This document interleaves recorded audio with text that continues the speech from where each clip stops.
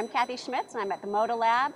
I'm going to show you how to embellish applique with a little embroidery and also my easy way of tracing embroidery patterns.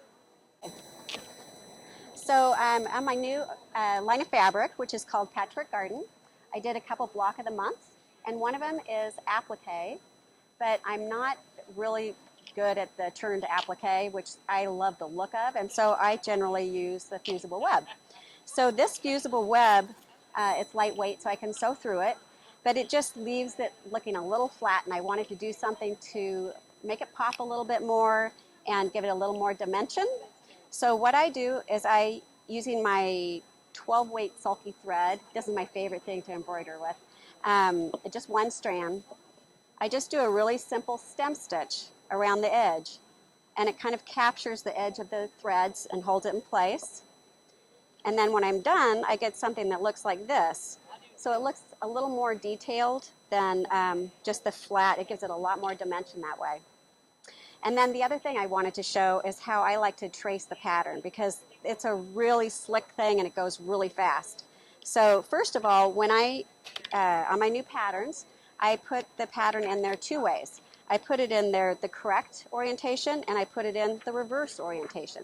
So depending on how you like to trace it, you'll have it both ways in the pattern. So to do the freezer paper method, you want to do the reverse. And they're all marked reverse, so you know which one to use.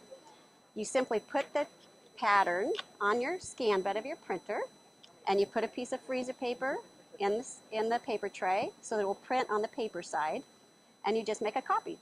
Then you iron that to your fabric, the back of your fabric, and now the pattern and the fabric are hooked together. And so when you trace it, it's not going to move around on you. And the other really neat thing is the freezer paper will stabilize the fabric, and it makes it really easy to trace. And my new favorite thing to trace with is the Pilot friction pin. And I should have tested this. There we go. It writes on there real easily, and the best part of all, when you're done stitching, you just take an iron to it and it disappears, so you don't see any of your drawings on there. So this is one of the embroidery projects I'm working on. I have 12 of them. There's one for each month. This is June. And each month, like I said, the patterns come in the correct orientation and the reverse. So if you want to use transfers, it's all ready for you, or if you just want to trace straight on it, it's ready for you. So those are my little tips. Thank you.